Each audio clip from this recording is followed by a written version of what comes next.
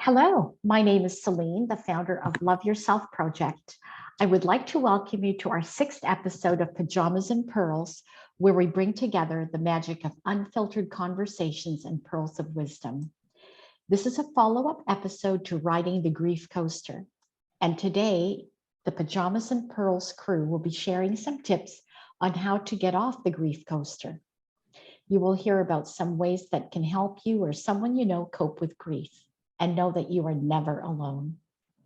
Today's pajama crew that's joining us from different parts of the UK, we have holistic confidence coach May Flynn, emotion code practitioner Linda Brettel, and Dutch textile and mixed media artist Katerina Petit van Huey. Great to be back together again, ladies. But before we get started, let's discuss the hot topic of the week, which seems to be temperatures. They're rising everywhere. And I know how that can also affect our emotions. So let's start with you, May. Where are you at now? Well, I'm not suffering from high temperatures because I'm in Wales. Ah.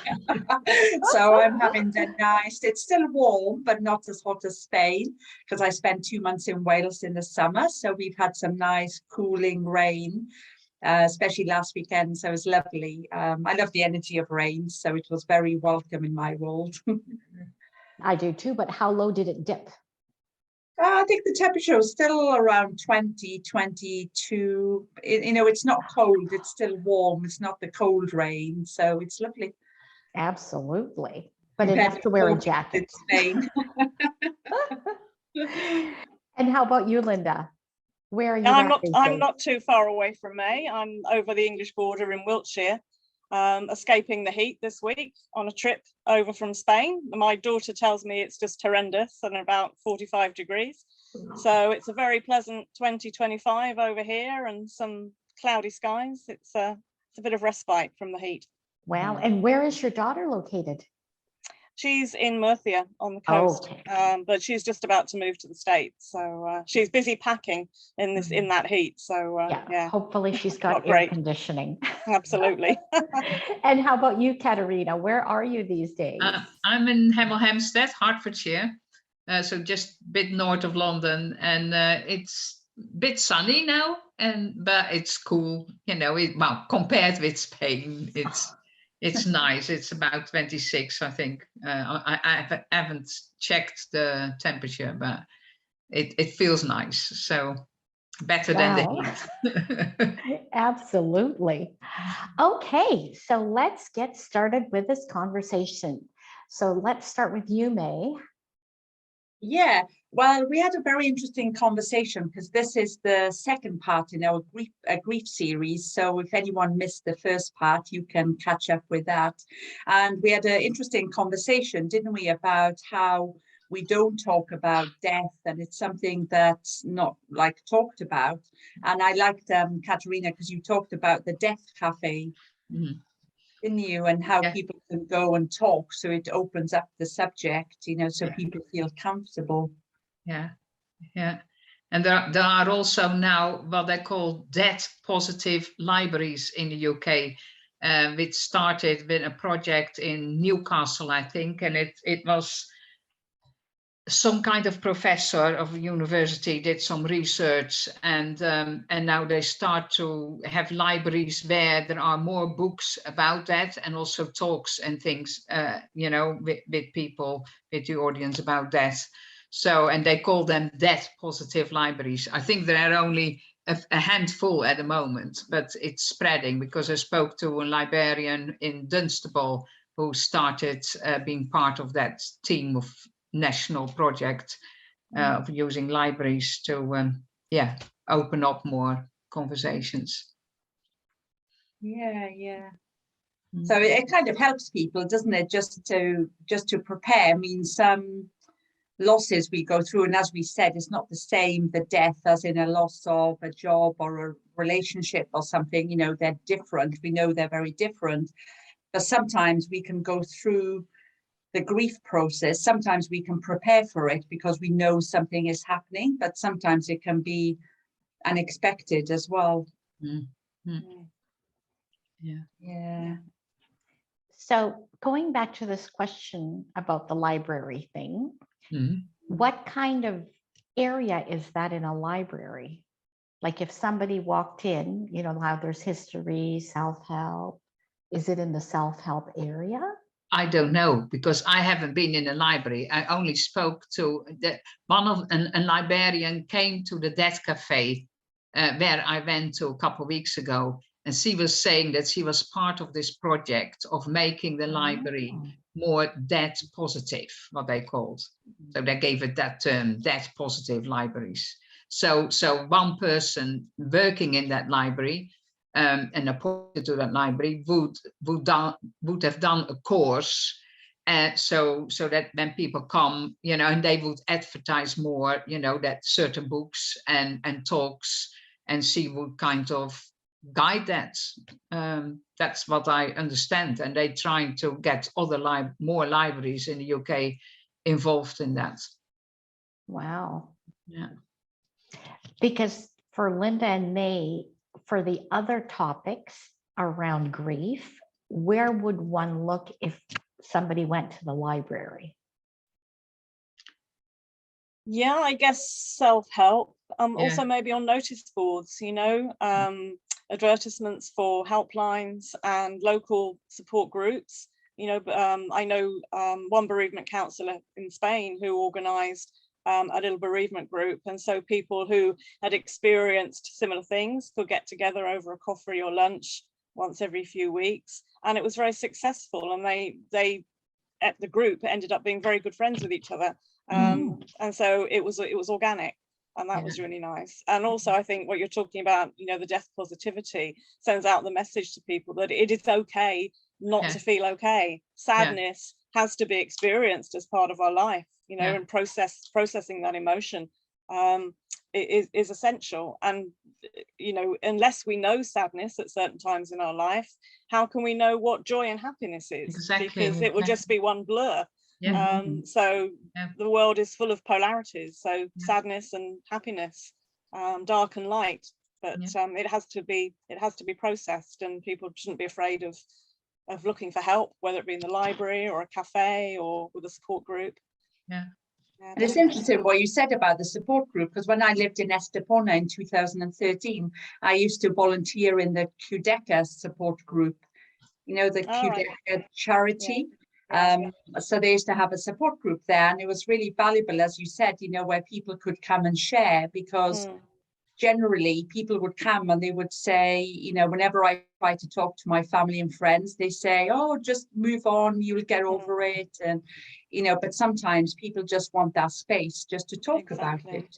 You know, they try to push to move on, and then people feel, oh, there's something wrong with me because I haven't got over it yet. And it's important to give yourself space, you know, give yourself time to push away or set aside your obligations and give yourself that bit of time to recover and process what's happened. Really is important. Because I'm guessing that even for people who've just lost a job, whether they were fired or demoted or early retirement, maybe there are no support groups for that, but only like counselors that they can see individually, like, you know, those career counselors. Is that true? Does anyone know? Well, there are other helplines. I mean, as you know, I worked for Samaritans for a number of years in Spain. And there are helplines where, you know, if you just need to talk, you can call for free and talk to someone. And just because you're not talking to a former colleague or a family member who's emotionally involved in the same situation, it's really helpful just to talk to someone who's impartial and in complete confidence. So that's really helpful too. I'm not familiar with that group. What do you mean by you can just call them for free and talk, like they're just like a normal? Yeah, Samaritans worldwide. The international organization is called Befrienders Worldwide, and so anywhere in the world you should be able to find a similar Samaritans type helpline, usually in English, and often in the local language as well. And I was heavily involved with Samaritans in Spain, which is an English speaking helpline. And so whatever the situation you're dealing with, you can pick up the phone between 10 in the morning and 10 at night. In the UK, it's 24 hours, and call free. And there'll be a trained listener there, just to literally listen as you offload, and to ask questions, and, you know, explore with the caller what's going on, and how they might come to view things in a more positive light, and so on and so forth. You don't have to be suicidal to call one of these helplines at all. Yeah. Or Mind, for example, in the UK, mental health. Maybe you ladies can share some of these links with me so I can post them on our site as well. Okay. Because Yeah, I'm not sure. so familiar with it. So it seems that this area of grief really also crosses over with mental health. Oh, So it's definitely. not just your soul or Yeah. your heart that hurts, but also something to do with your mind. Yeah, well, and if it's a relationship breakdown or a redundancy or something like that, or a business collapse, I mean, it's shock, it's anger. There are all sorts of emotions that come up. It can lead to, you know, sadness. If it's not processed properly, if it's long term, it becomes chronic, and then it becomes depression, and that can lead to self-medicating with alcohol or drugs, overeating, whatever the source of comfort might be, you know. So early on, it's important, if you're struggling, either to, if you can't get support, or you feel you can't talk to a family member or friend or colleague, then look for helplines, look for support groups, go and chat to a GP or the local nurse, you know, at the surgery. But it's important to go and find help, and there is an awful lot of help out there if you know where to look.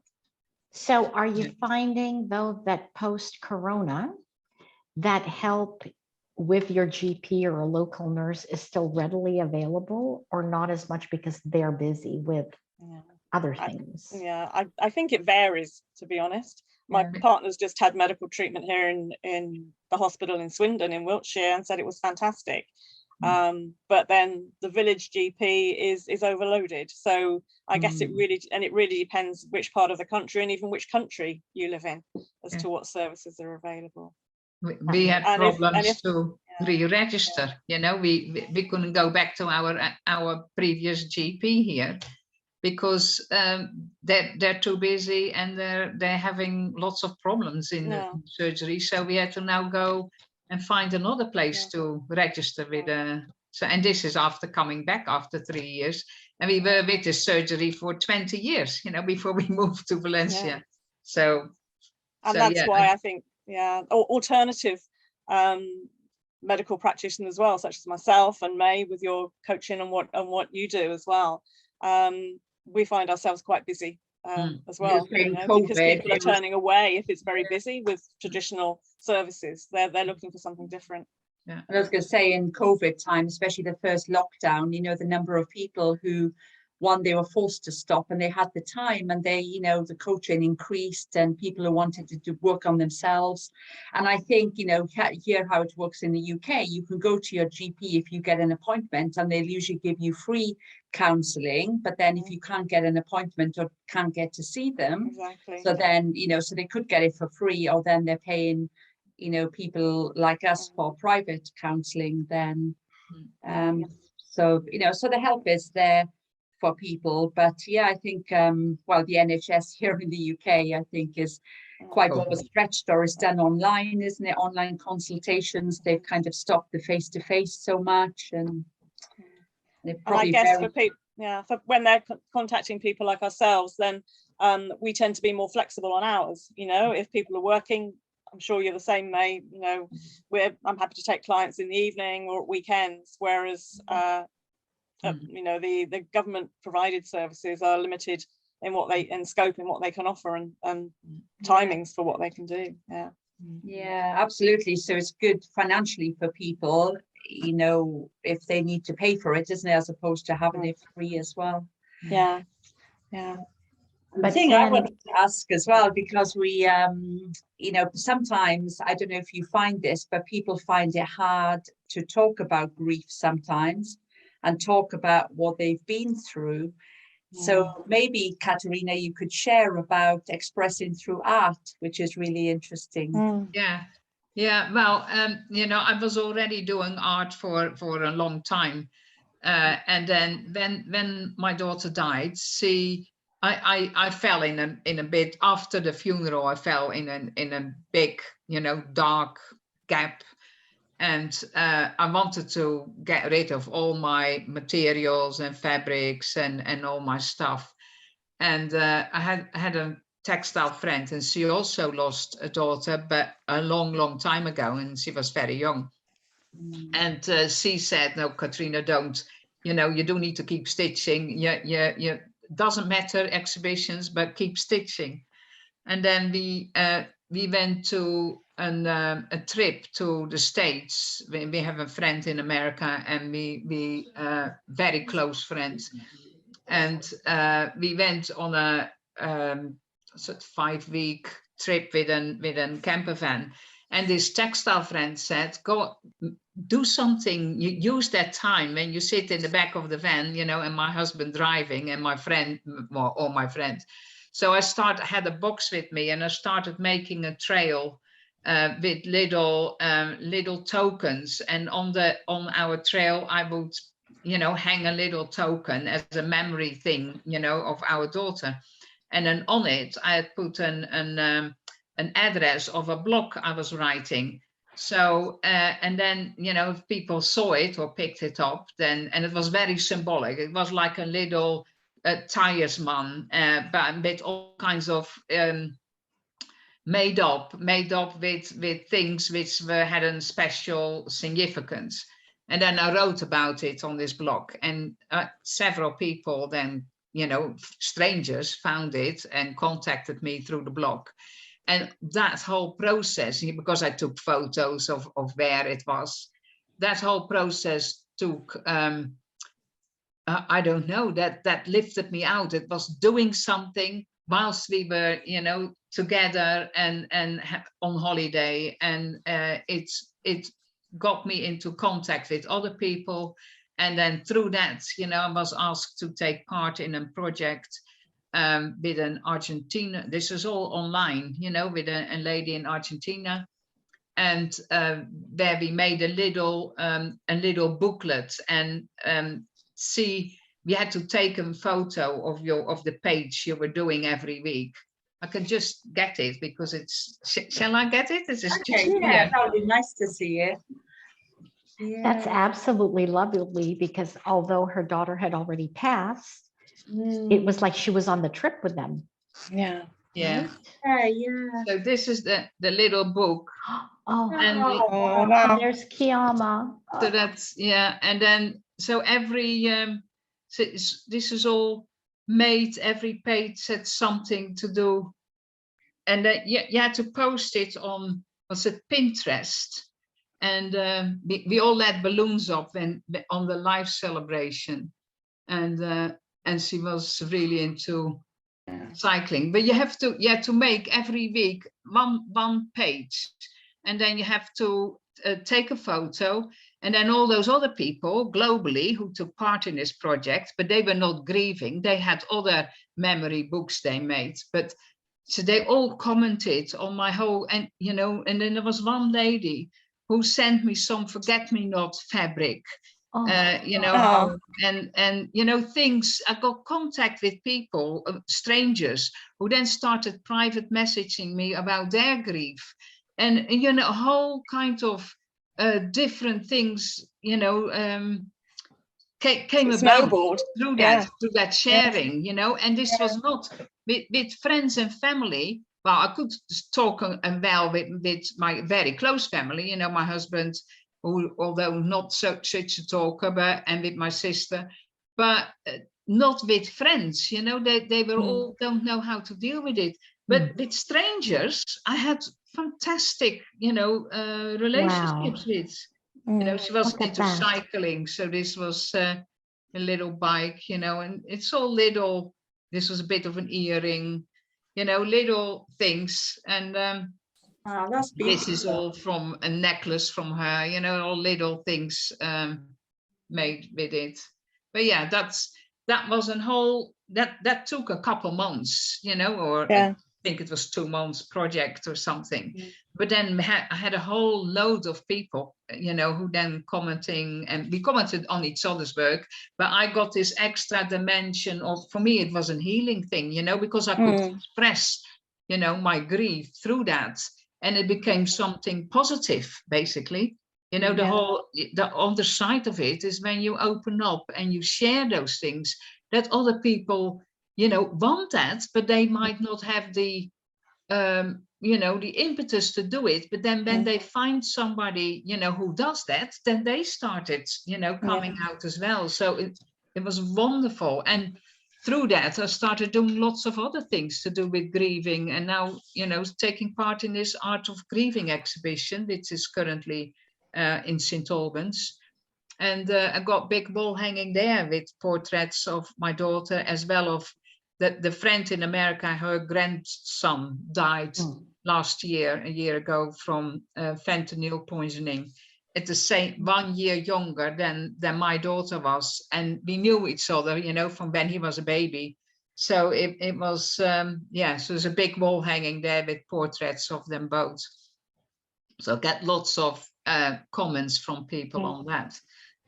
But it's I found I got my healing process in the grieving is expressing it and giving, you know, becomes a positive thing by then people seeing, oh, you can talk about it, you know, I can talk about it, and that helps, because when you talk about it, it's things start flowing again, because emotions need to flow. If you hold them in, you become ill. You become physically ill, you know. So yeah, for me, it's now. And it was great that you were sorry, Celine. No, because Katerina mentioned that it would be difficult for friends to talk about it. Yeah. And I'm again guessing for the other types of grief, like loss of job and so on, is it because they are embarrassed? They don't know how to react? What do you think is the reason that people are not easy to talk to about grief? Well, I'm more looking at people who had somebody close to them who are grieving, you know, who they lost because of death. I don't know many people who are grieving, you know, because of loss of a job or something. That is mostly a very short thing, unless they're for a long term unemployed or something. I think some people, when they've gone through a shocking event, whether it be a loss of a job or a breakup of a relationship, especially if it's been very sudden, they sort of kind of withdraw, I think, and people very often find them difficult to reach out to and difficult to know what to say that won't trigger some emotional outburst or upset them even more. And I think sometimes people sort of not wallow, but sit with their own sadness or anger. And if people invite them out, for example, or to go on a trip, they sort of decline. They're trying to cheer them up, but the individual who's suffering feels guilty. They feel that they shouldn't be sort of enjoying themselves because they've lost their job and they can't support the family, or or the relationship's broken down and that's the end of their world, and they feel that they'll never be happy again. And so it's very difficult sometimes to tease people out of that little mode of thinking. And even with losing a relative, you know, if someone's died, I know someone recently whose son died, and she felt very much in two minds about going off on a holiday that had been pre-booked, and her husband really thought that this was the best way for her to refocus and look at something else, but she felt quite guilty that she was in a position where she could enjoy herself and her son was no longer living. And I think a lot of people go through that situation as well. But with what you were doing with that, Catherine, I mean, that's a fantastic, positive and enjoyable thing to do as well, isn't it? So working through art or journaling for a lot of people, you know, really works too. Or even just getting out in nature, walking. Exactly. You know, going out for walks and yeah, the sometimes it's the simple things, Those you know, things, yeah. Just looking at and nature's beauty someone around you. who listens, you know, Yeah. is just an ear who listens, who's not afraid, you know, for you to you know, To open up. yeah.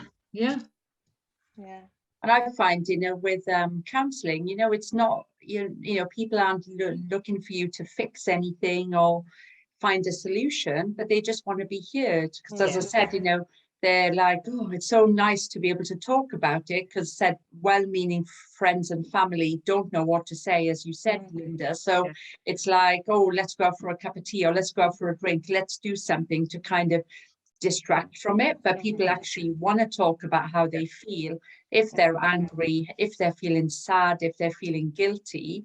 And just by allowing somebody just that space to be heard, it's very healing, you know, in the process, without actually doing anything, even if it's not a counsellor, even just having a cup of tea with somebody who shows that empathy and compassion and doesn't try to jump in with well-meaning advice.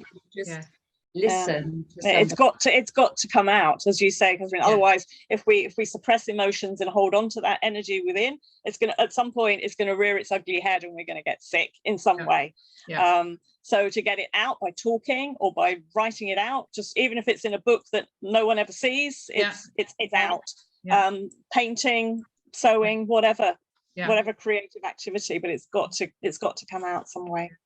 So it really helps people, just to write letters to people sometimes, because especially if somebody passes suddenly, it's like, oh, I wish I had the chance to say this, and I really, you know, wish they were still here. But to actually write them a letter, even though they passed, can be very healing as well, because it's that kind of bit of closure, and, you know, kind of unsaid things can be said. And even if it's that person's not gonna, okay, we're all connected, we're all one, but just for them, just the process of writing can be very cathartic as well in the healing process. I've done that before. Oh, that's super helpful. And then burn the letter afterwards. You can burn it, because it shifts the form, doesn't it, from paper to ash, so it's kind of releasing even more. I do it at full moon sometimes, you know. I have my full moon letters to everybody, sitting on the beach and writing. And it works in other situations as well. If you're really peeved and angry at a former boss for making you redundant, you can write that stinking letter and then just burn it, or an ex or whoever it might be. It does. It's absolutely, it works for everything. A good clearing out of emotions under the moon, or any time really. So I have a question for all three of you, and let's see if you all have the same opinion or different ones.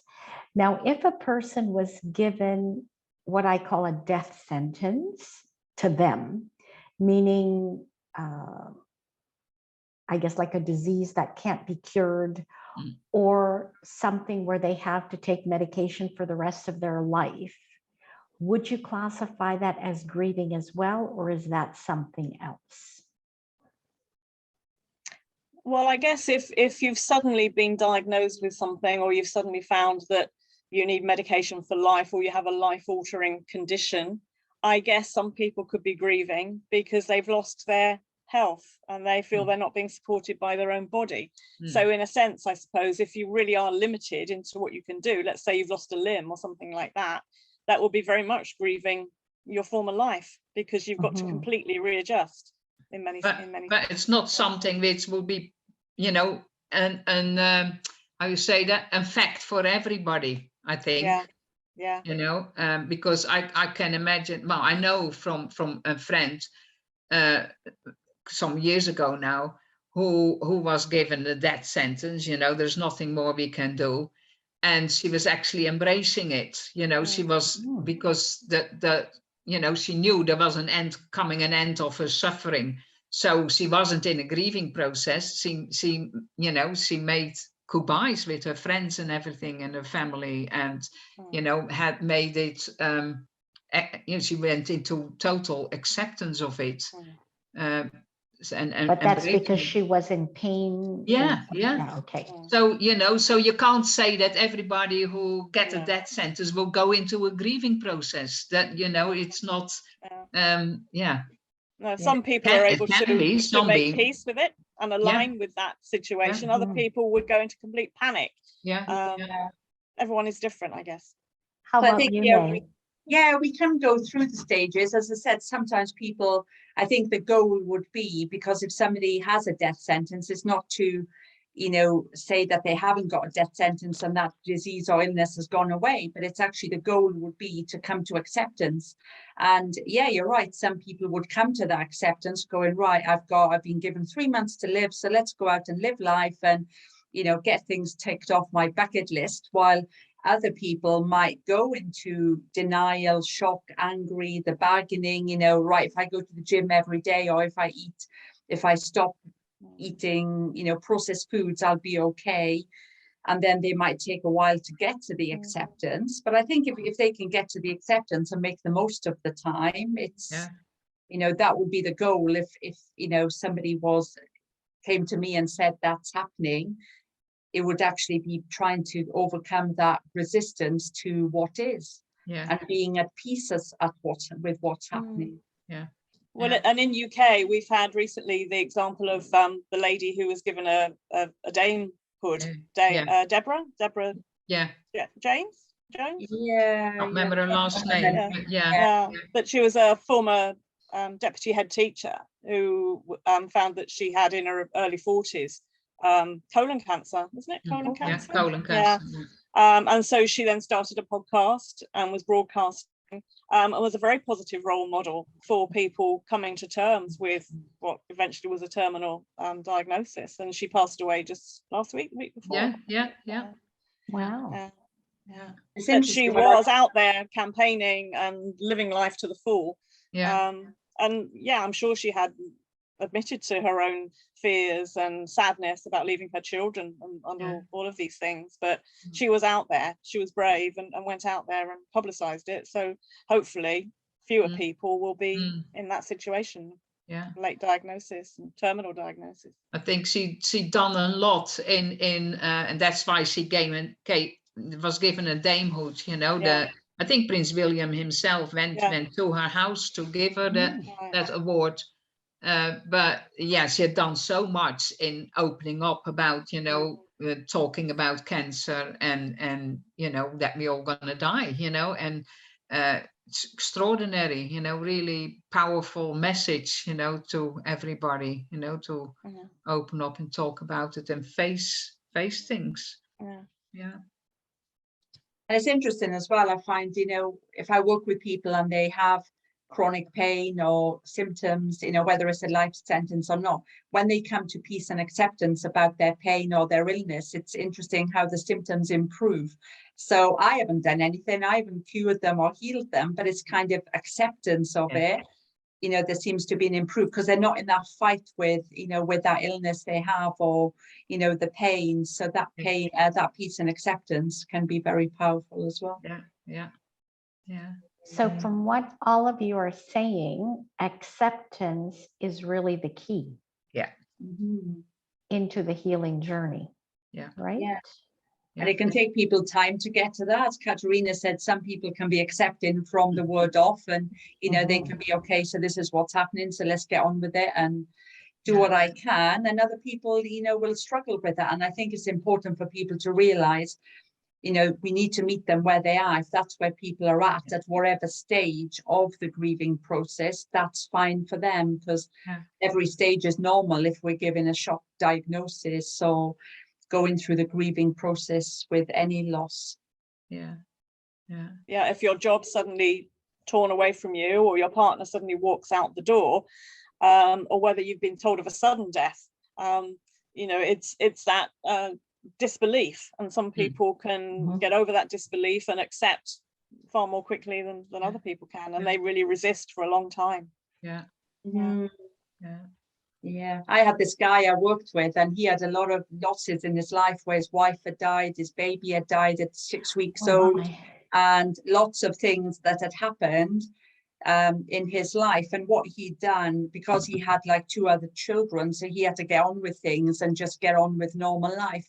So he'd put all of the losses in his life in different compartments, in boxes, and he said, it's like I've stored them in the loft in my house, you know, kind of packed them away and thought, okay, they're there. But now he's got to a point where he wanted to start to unpack the loft and, you know, kind of deal with those unresolved losses. Because, you know, as we know, it's like if we don't deal with them, they build up. So the next loss, Yeah. it accumulates. And it can be something that can be something quite small in the end, but it's kind of, it'll really affect them because it's actually that, you know, the build-up of the unresolved grief as well from previous losses.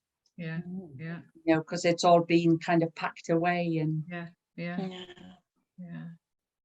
Oh, that's I think very, the other thing to emphasize as well for anyone going through the grieving process or any other traumatic incident, you know, it's self-care is not a luxury. I know that's a bit of a cliche now, but self-care isn't a luxury. So making sure you get enough sleep. I know it's difficult sometimes, but sleep, relaxation, taking time out for yourself is really important, and eating healthily, exercise, all those things, because the emotions have an effect on our physical body as well. So you know, we need to be resilient, but also we also need to count our blessings and just enjoy nature and the family and friends that we have around us and live in the now, because we never know what's going to happen tomorrow. We never know, do we?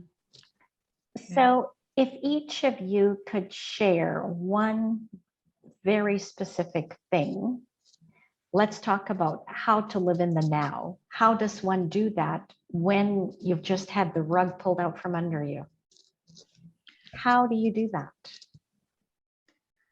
For me, for me, it's meditation. I meditate, well, since 1983 on a daily basis, and so does my husband. And, you know, we've been practicing a long time and teaching other people with meditation.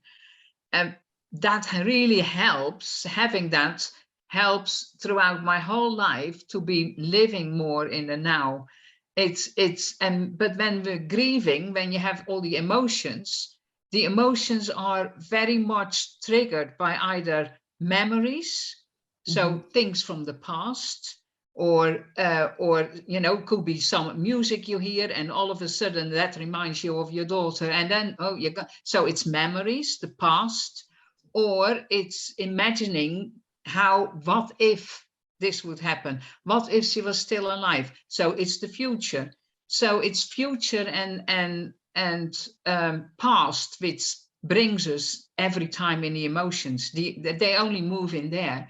When you're just in the now, when you're just dealing with what is here now, right in front of me, I'm now talking to you, so I'm not going into memories of stuff, you know. So then you know how to do that, and you know that more how to do that when you practice meditation in you know, as far as I can see, then it makes it easier to deal with the grieving, because you can allow yourself, you know, how far you can go with, you know, I'm going now being really into memories, and I know I can cry and it all comes, and sometimes it's good to let that happen, but you know where to stop, where it becomes too much, and then just, you know, center yourself and bring yourself to what is here right in front of you. And then everything is all right. To me, you know, it's all right when I'm in the now. Everything is okay. Yeah, I find just generally going through life, like you, I'm heavily involved in meditation, but also by being in the now. You're right. We spend so much time chewing over things that have happened in the past, even recently. Oh, I shouldn't have said that, I handled that badly, all this negative self-talk, even if it's nothing major. Or thinking, oh my goodness, have I got enough money to pay that at the end of the month? Is this going to happen? What about this? And we're never in the present. So when I find myself with that, oh, I'm worrying about something, stop. But it takes practice. You can't just do it like that. It does take a lot of practice. I mean, it's easier to practice when things are going reasonably okay than it is when you're in that red hot moment of some disaster. But the more you do it, the easier it becomes. And I have trained myself now to say, right, no, that's next week. What will be. Right now, I'm making dinner. Right. Because so often we go through the motions of doing things like cooking a meal and have no recollection of it because our mind's somewhere else. But if you're really present in what you're doing, it makes such a difference. Yeah. Yeah. It's like a exactly. spiritual muscle we have to train, isn't it? Because I Yeah. said we're like past, future, but it's like bringing ourselves back. So with Yeah. awareness, because I think with mindfulness, it is, I mean, I do meditation, mindfulness as well, but it's kind of like people try to do it and oh, my mind's so busy, but so they get impatient. So it's something that they have to be patient with themselves. And as Yeah. we've said, you know, bring yourself back to the present. The mind will wander again, bring it back. And the more you do it and train that muscle, Yeah. it's easier to actually be more present and be in Yeah. the moment. So Yeah. Yeah. Yeah. Or just taking a moment, you know, sort of, oh, can I hear a clock ticking? I can still taste that peppermint in my mouth. Oh, Yeah. I feel a bit cold, but actually feel, Yeah. Yeah. you know, through your five senses in that moment, not Yeah. 3 weeks time. Yeah. I quite enjoy that. When I walk, I go, what can I see? What can I feel? What can I hear? It's kind of really being in that moment. And it's Really amazing. grounding. You notice the Yeah. clouds, you hear the birds, you feel the wind Yeah. or the sun on your face, depending where you are. Yeah. Yeah. But when you are in that red hot moment as well, it's as you get older, I think, and we all ride that roller coaster of life, and we know that the bad times don't last forever and the good times don't last forever. Yeah. So be thankful for the good times. When you do find yourself in a bad time, say to yourself, yeah, I know I'm going through hell at the moment, but this too will pass, and Yeah. it will then go on to something else. But it's just Exactly. getting yourself through that Yeah. period. Yeah. That you have to keep on going. Yeah. And the only permanent thing in the universe is change. Everything's changing Absolutely. all the time, but we like to keep things the same. We don't want things to change. So that's why we're in resistance. Where if we're more accepting of change and realizing change shakes us up to where we're meant to be, Yeah. even if we can't see it at the time. And it's But we resist it because yeah, we're such creatures of habit, and we like that comfort zone. Yeah. And so absolutely. It's a bit like I always have to think about that picture of, you know, people are like in a cage, like a bird in a cage, and the door is open, but they're not flying out, you know, they're just scared for what is outside and stay in their comfort zone. But that eventually brings pain and suffering to me. You know, if we don't accept change, then when we resist it, it causes problems. You know, it causes any resistance makes pain and suffering worse. But for those of us who've gone through, say, a divorce or loss of a job and things like that, different from physically losing a loved one who's passed. But when you look back, very often what you considered at the time to be a terrible event, actually with hindsight was one of the best things that could ever have happened, because it sends you down a different path and you wouldn't be where you are today. Exactly. Yeah. One technique I share with clients is just called the yes technique. And I think it links in well with allowing what we're feeling, embracing what is, and just saying yes to whatever. Yes, I'm feeling upset. Yes, I'm feeling angry. And by saying yes to everything, we can move past that resistance. Yeah. So it's sounds really simple, but it's really powerful. Instead of saying, no, I don't want this to happen. No, why is this happening? Say yes, yes, yes. It doesn't mean you have to like. And I always think as well, I said to people, acceptance doesn't mean we have to like what's happening. It just means that we're accepting and not wishing things were different, you know. Yeah. So let's say yes to everything. Yes. Yes. Yes. Yes. Yeah. All right. Well, this was wonderful, ladies. Thank you so much for spending your afternoon or, I guess lunchtime in some places with me. And May, there was one more thing you were going to mention, and I can't remember what it is. Yeah, so on August the 2nd, we will upload this recording and also an infographic as well with some tips on how to deal with grief. So hopefully what we've talked about will resonate with, with people watching this, and hopefully our tips and sharing our experiences will help others in some way. And thank you, Katerina, as well for sharing your artwork. It's I think it's just good to know that, and we've all shared other tips, but we don't have to talk if we don't know how to talk about things or find it hard. There's other ways that we can express how we're feeling. So yeah Thank you for Great. sharing that with us. Okay. And for our audience, just so you know, we're going to be sharing everybody's email address as well, so you can get in touch with them individually and see how we can all help one another. Thanks again. Okay, thanks Okay. everyone. Yeah. Okay, Bye. see you Bye soon. bye. Take Bye. care. Bye.